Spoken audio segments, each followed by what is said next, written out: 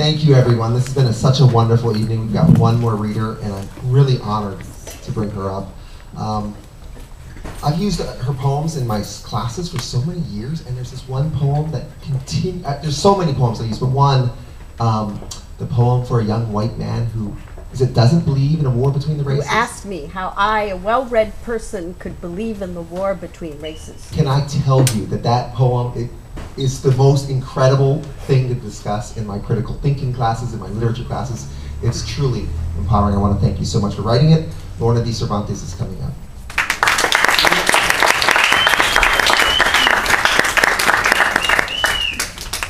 Thank you. Don't get scared. I'm not going to read all this.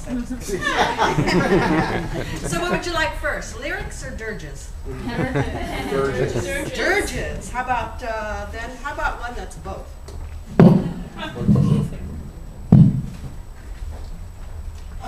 This came out in a book of villanelles, the pocketbook edition of villanelles. I don't usually write villanelles, but it's a good form for deep grief, which I was feeling after Katrina. I wrote a series of poems, and this is one of the first ones for Clarence Gatemouth Brown, who died really of a broken heart. He was found 3 days after the hurricane in a boat, just floating around. His house was destroyed. All of his guitars, his gold records and everything were destroyed. A blue wake for New Orleans for Clarence Gatemouth Brown.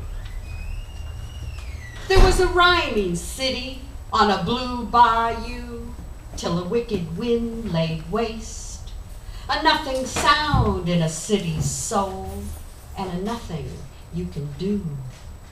There was a windy will and a blue horn, you, a single name that was left in haste. There was a rhyming city on a blue bayou.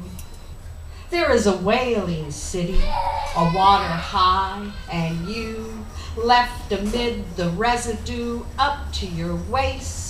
A nothing sound in a city's soul, and a nothing you can do. There was a loving city in a blue hoodoo, through a hard knock school, a river's waste. There was a rhyming city on a blue bayou, a full moon hue, a relation to do, jeweling on a spider's bed so chaste. A nothing sound in a city's soul, and a nothing you can do. There is a silent city, a blue shirt crew, the yellow vest of savior waits. There was a rhyming city on a blue bayou, a nothing sound in a city's soul, and a nothing you can do.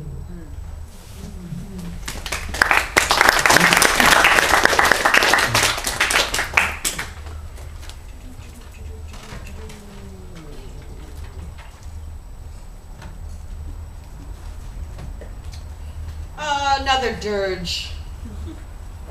This one I wrote for my father when my father was passing, San Francisco artist Luis Cervantes, and this is also for a good friend of mine from the 70s who was a professor here, poet, literary critic, Alfred Arteaga. Who died of heart failure, and it was a number of years in between massive heart attacks. So he knew he was dying. And this was written in the plane trip from Colorado to California, going to my father's funeral, and knowing it was probably the last time I was also going to see Alfred. Nothing lasts.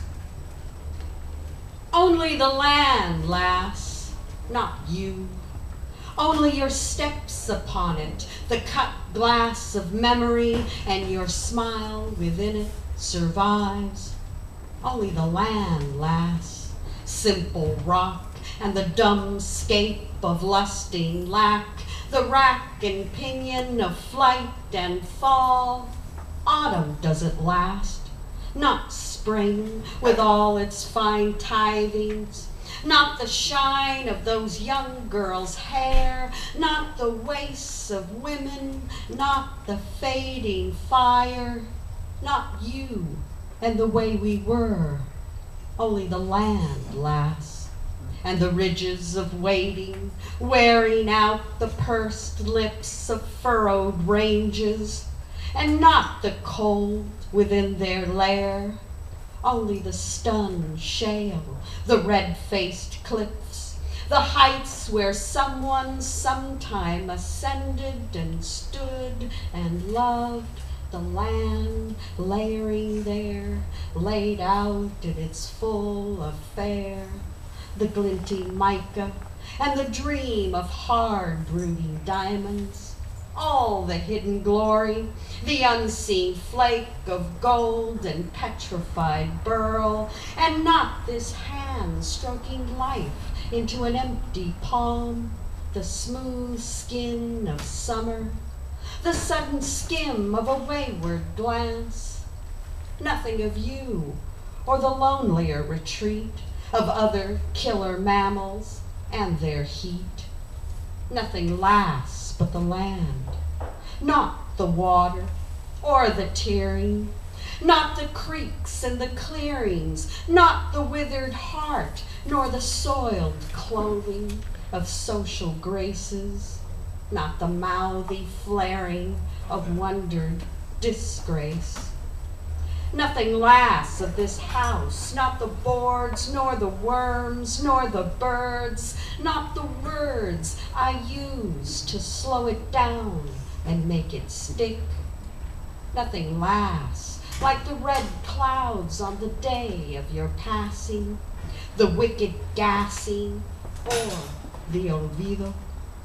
Nothing lasts but this sand drained of your sea, this chiseled frown in the chipped flint, this skirting of canyon, this flaw and filing, this grinding down but lasting, the silk touch and a handhold, in the holding out for the summit.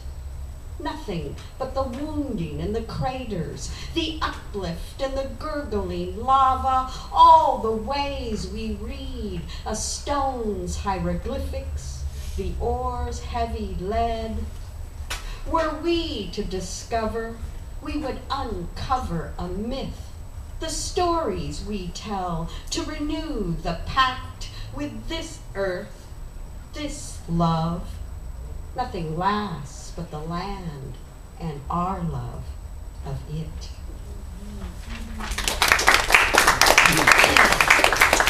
And now for a cell phone reading. This is a poem I wrote for Berkeley poet Ishmael Reed when he was being honored with the Barbary Coast Award last fall. When Ishmael cooked the gumbo for Ishmael Reed, and I did this with his jazz group, so unfortunately there weren't any musicians tonight with the lyrics. For Ishmael Reed. And I gotta say, I was born in the Mission District. Ishmael Reed was a poet I read a lot when I was in high school, and one great anthology that he co-published was a book called Time to Grease, which means time to eat, time to feed, time to grease. When Ishmael cooked the gumbo for Ishmael Reed. When that Chattanooga cha-cha hit the city, all the real live poets came to grease. He put out the beans that evening, and by morning we were all free. When Ishmael made the gumbo, no soul ever left the table hungry. He tacked out tableware, calling the bones of hunger home, ladling laughter in a thick, rich stew, and all the red-hot chili peppers came to say, and all that red rice started signifying. And anywhere you came from, Ishmael brought it all home to Turtle Island, steaming truth and sass. When Ishmael cooked the gumbo, he left the skin on. He left the gristle of history simmering for 519 years. He picked the greenest tongues, added the ripest master mouths. When Ishmael cooked the gumbo, conjurers fell from the sky. Hoodoo healers danced up fire. All the real live poets came to Greece. He put out the beans that evening, and by morning, we were all set free. Maybe one or two from Cinco, 100 word love poems, which is in the back. Sure to be lots of lyrics and dirges in here. Favorite numbers from 1 to 100? Shout it out. What? 5. 5. The word was bound. 100 words to you. And these are 100 word love poems. I was bound to love you, bound by the possibilities of you, the sea under your stars, the long rehab, loving the lit bed of your making, the way you love those places of swell and salt, thrust and gush. I was bound to follow your crumbs, the leftover pillars, the awestruck wake.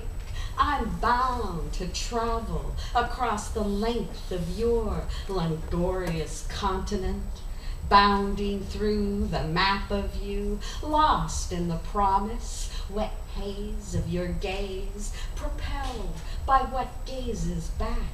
You, your spirit hardened heart, words whipping into bindings, me, bound to say it, transformed by you.